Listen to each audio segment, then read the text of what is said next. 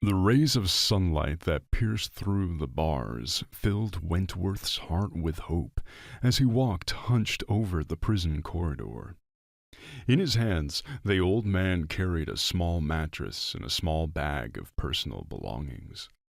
The mattress was so worn out that the cotton inside had clumped together.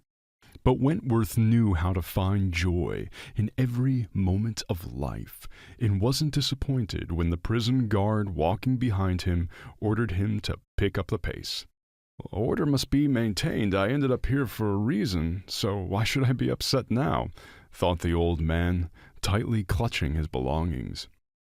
In his years of working in correctional facilities, the guard had seen many things, but he had never had to watch over prisoners of such an advanced age.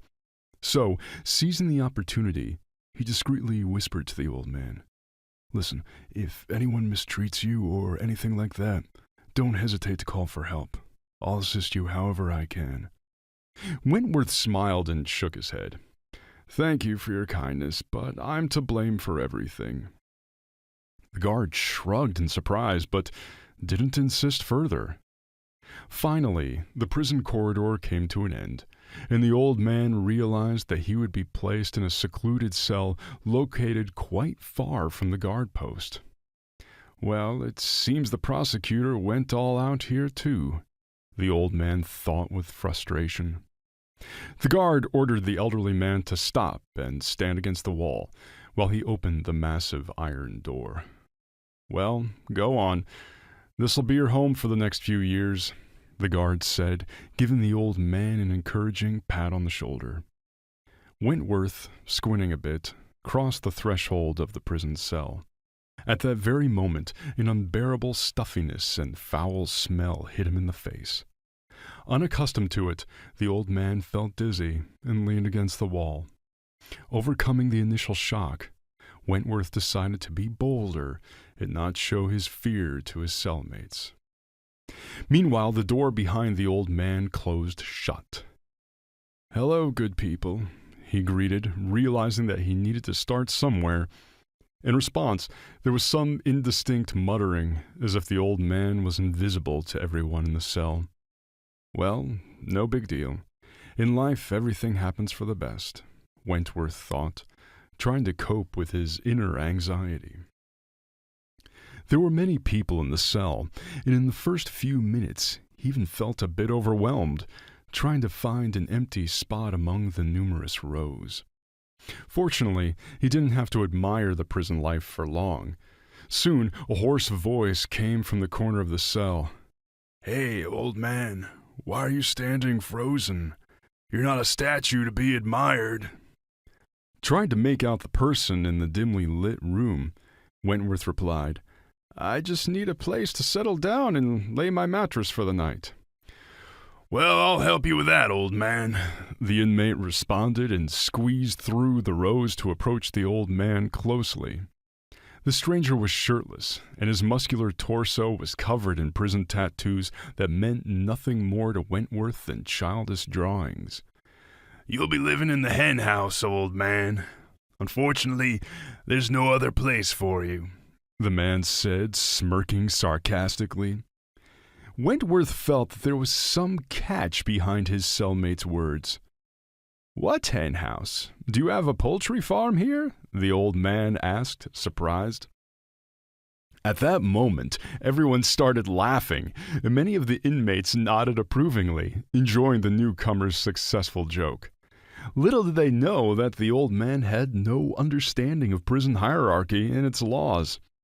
The only person who didn't laugh was the man standing opposite Wentworth, whose eyes revealed undisguised anger and hatred.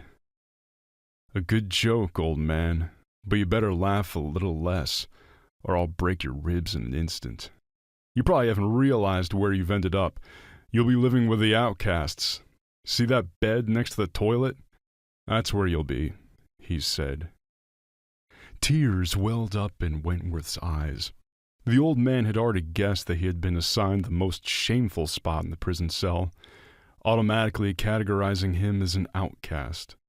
Understanding that he couldn't handle the arrogant bully, who was younger and much stronger than him, Wentworth gloomily made his way to his corner. In that moment, a tall young man jumped down from the top bunk and abruptly stopped him, taking the old man's arm.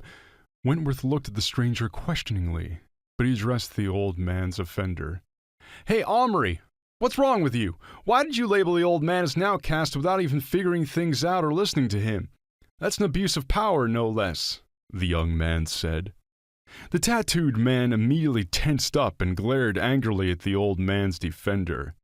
The young man was robust and strong, capable of putting up a fight if necessary. Therefore, Omri settled for words, trying to emphasize his contempt for the young man. "Don't meddle in other people's business, Paul. I'll handle the old man myself. And why should I ask him anything? He probably stole a sack of corn from someone else's field, and that's why they locked him up here. Am I right, old man?" Omri said. "You're wrong. I'm punished for an entirely different crime," the old man replied. "Wow, so you offended some girl, old man? So that's your thing, huh? Well, then you're on the fast track to becoming an outcast. Prisons don't like guys like you. In case you didn't know," Omri said, rubbing his hands with satisfaction. Trembling with tension, Wentworth spoke with a trembling voice, saying, "I'm here for an attempted murder. I wanted to shoot the prosecutor's son with his friends, but the last moment I got scared." Suddenly, the inmates, pushing each other, rushed towards the old man, hugging him and shaking his wrinkled hand. Everyone wanted to get closer look at the man who dared to challenge the prosecutor's son. Only Omri, harboring hatred, returned to his corner, where he felt like a king.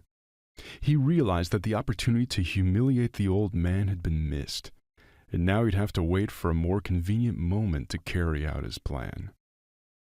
Unbeknownst to the inmates in the prison cell, Omri's hatred toward Wentworth had nothing to do with external animosity or old personal grudges.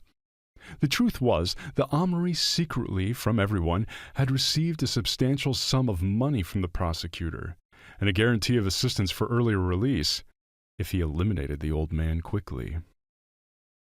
Meanwhile, Paul helped Wentworth with his belongings, and offered him a place next to him.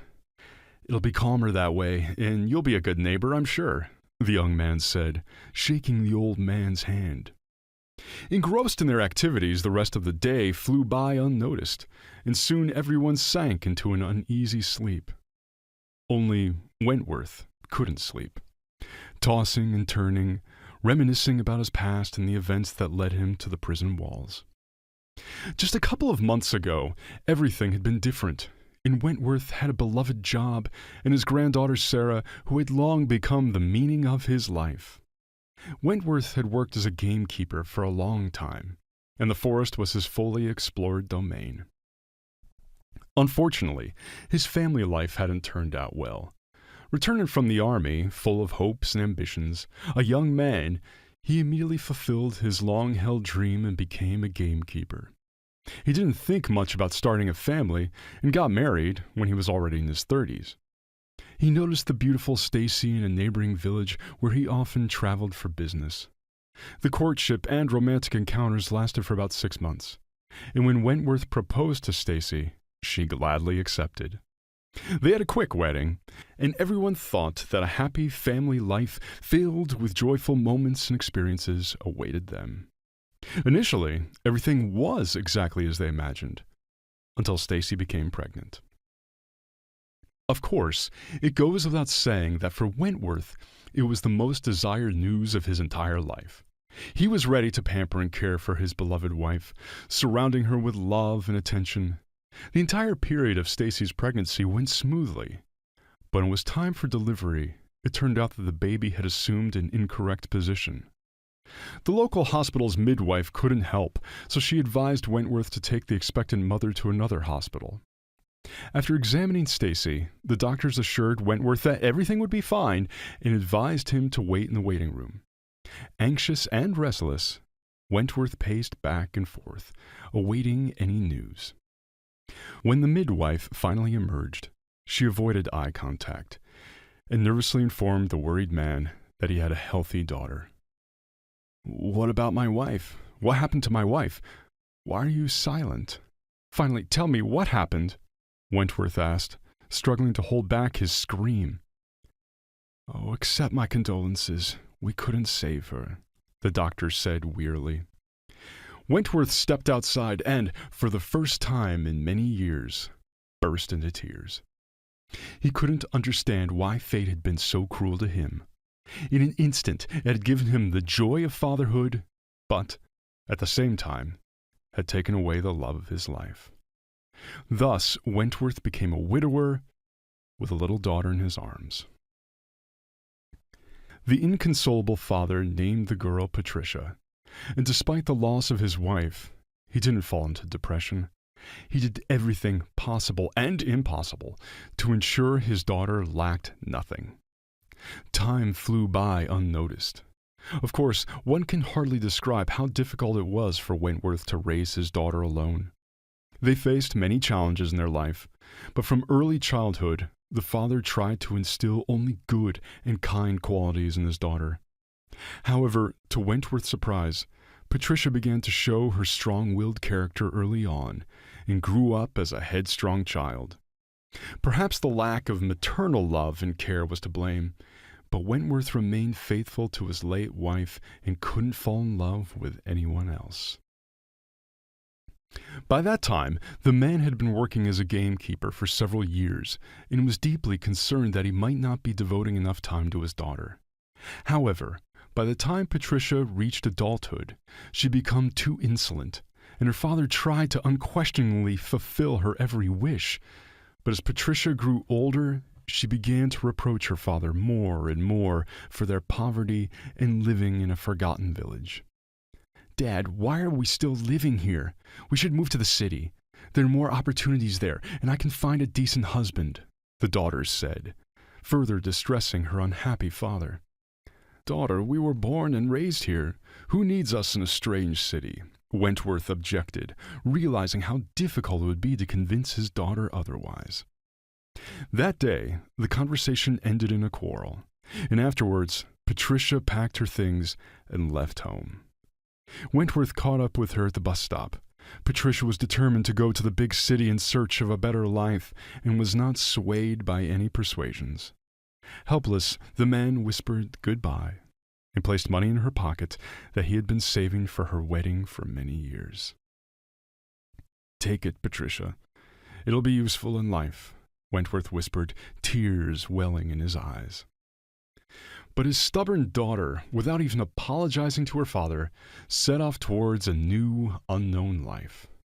For a long time, Wentworth waited for news from Patricia, but apart from a couple of Christmas postcards, he received nothing. Often, especially in the evenings, Wentworth would go through old photographs and cry, reminiscing about long-gone times. She visited her father for the first time in 7 years since she left. Patricia's appearance clearly indicated that those were not the best years of her life. The girl had visibly lost weight, and dark circles had formed under her eyes. To Wentworth's great surprise, she was holding the hand of a 5-year-old girl. Dad, meet Sarah. She's your granddaughter. I've been facing some difficulties. Well, my husband and I are planning to move to another country. Wade is a businessman, you understand. We plan to settle down there with him and then bring Sarah with us. Will you help us? Patricia asked, without the slightest hesitation about her request. Of course, my dear, Wentworth said, taking the little girl in his arms. At that moment, the man did not know that his daughter would never return. At first, Wentworth waited for Patricia to get in touch. But after 3 years had passed, he realized that he had been raising not a daughter, but a true traitor who was capable of abandoning her child for personal gain. To his great joy, Sarah turned out to be the complete opposite of her mother, and grew up as an intelligent and clever girl, listening to her grandfather in everything. For Wentworth, these years became the best time of his challenging life. When Sarah turned 18, she refused to leave the village, and only thanks to Wentworth's persistent recommendation, she agreed to pursue her dream of becoming a nurse. Every morning, the girl hitchhiked to college. It was the same as on that fateful day that changed her life, and Wentworth's life forever. As usual, Sarah stood by the roadside, trying to stop a passing car. Suddenly, an expensive car pulled up next to her, and the guy behind the wheel kindly opened the door for Sarah. When the girl comfortably settled into the front passenger seat, she noticed two more guys sitting behind her. It was too late to get out, as the car had already started moving. Sarah, trying to dismiss her bad premonitions, believed until the last moment that everything would be fine. On the way, the guy who was driving kept talking, and it was evident that he came from a wealthy family. At some point, Sarah even smiled, thinking that all her fears had been groundless. But when the guy turned onto an inconspicuous road leading into the forest, the girl became noticeably alarmed and asked, her voice trembling with excitement, "Where are you taking me? Stop the car. I'm not going any further." In response, the three guys laughed in unison, and Sarah realized with horror that she had fallen into a trap. She struggled to remember everything that happened afterward. The brazen bastards violated her, taking turns in trying to humiliate Sarah as much as possible. Afterward, they left her in the woods, and one of them said, "Don't you dare tell anyone about this. My father's a prosecutor, and if anything happens, he will destroy anyone." But Sarah didn't care anymore at that moment. The unfortunate girl cried, adjusting her torn dress. She returned home late at night, so as not to be seen in such a state by the villagers. As soon as Wentworth saw his weeping granddaughter in her torn clothes, he understood everything without words. "Who, darling? Who did this to you?" the old man asked, with only one question, feeling righteous anger consuming his heart. Sarah hesitated to say anything for a long time, and adamantly refused any contact with the police. Wentworth only learned about one of the guys being the son of a prosecutor a week later, when Sarah, after a failed suicide attempt, told her grandfather the whole truth. "What a scumbag, threatening you. Well, don't worry. He will pay for everything soon," the old man said through gritted teeth, and went to the storeroom for his weapon. A few days later, the old man ambushed the prosecutor's son at the exit of a nightclub. The arrogant guy stood with his faithful friends and smirked. When Wentworth approached him and directly asked about what had happened, the guy pretended to remember nothing and stepped aside. "What, you don't remember now?" Wentworth shouted, and throwing a photo of Sarah into the idiot's face, drew his weapon from his pocket. The guys immediately changed their expressions and ran away. Wentworth, who had wanted to kill all three of them before, merely fired a warning shot, hitting their legs and buttocks. Soon the police arrived, and the old huntsman, who offered no resistance, was handcuffed. Throughout the investigation, Wentworth did not utter a word and, refusing a lawyer, signed anything. At the trial, considering the defendant's age and the circumstances of the case, he was sentenced to 5 years in prison. Before being incarcerated, the old man was visited by the father of the young man, who unleashed terrible threats against Wentworth. In response, he merely shook his head and turned away to face the wall. Wentworth managed to fall asleep only towards dawn, with just a couple of hours left before waking up. To his surprise, prison wasn't as terrifying as he had initially thought. After all, there were people here too, and if you behaved correctly, no one would harm you.